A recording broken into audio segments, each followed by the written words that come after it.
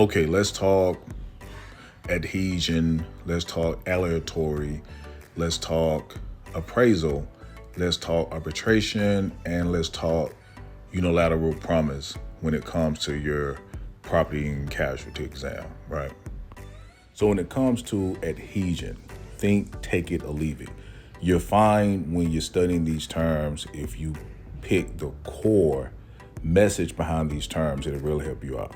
An adhesion contract simply means that you, the insured, have no power to negotiate the terms of the contract, right? The contract is presented to you and you must either take it or leave it. Now, how this benefits the insured is any ambiguity in the contract, courts normally decide in your favor. So that is adhesion, take it or leave it. So when it comes to aleatory contracts, I want you to think unfair exchange, right? And that's significant because, on your test, if you see anything about unfair exchange, even if you don't lock down exactly what aleatory means, you'll know more than likely that's the right answer. That's what I did on a lot of my questions, okay? But with aleatory exchange, you have to understand you, the insured, may pay out a small amount of premium and get into a situation where you need the insurer, that's us, to pay out a large lump sum, in order to cover that. So technically, that was not a fair exchange for us, the insurer, right? Conversely, you, the insured, may be paying out a whole lot of premium and never have hopefully never have that unfortunate incident to happen, so you're basically paying out a lot of money on for a future event that may never occur. So that's an unfair exchange for you guys. So aleatory, unfair exchange. So with appraisals, think about disputes on the amount of the loss, not the coverage.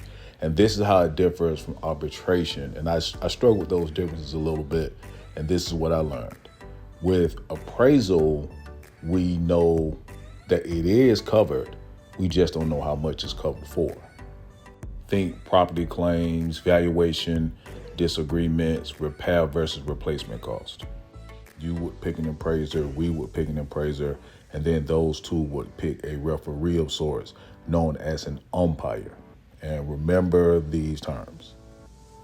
Arbitration is more of a dispute about the liability, who's at fault, and is it covered, right? What are the coverages is what arbitration is more focused on, not the dollar amount. Remember, that's appraisal. So yeah, think auto liability disputes, underinsured, uninsured motorists, coverage disagreements, right? That would be arbitration.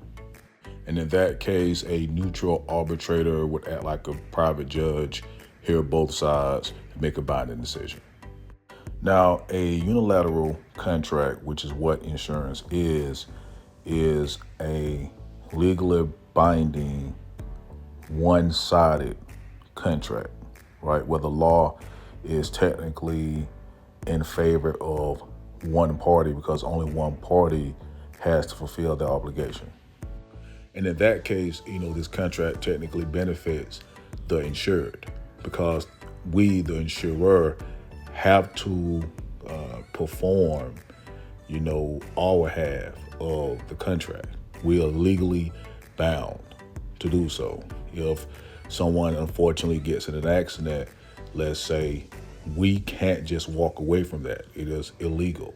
However, if if the insured decides, hey, I no longer want to be a part of this insurance company, let's say, and just decides to walk away, they are not legally bound to fulfill their part of the contract. And that's known as a unilateral or one-sided contract. Think uni, right? Which favors the insured, right? So consider that when you're taking your test. Guys, I want nothing but the best for you. Remember, this channel, this section of the channel, I should say, is Pass Your PNC the First Time with Q. That's me. Do well. God bless.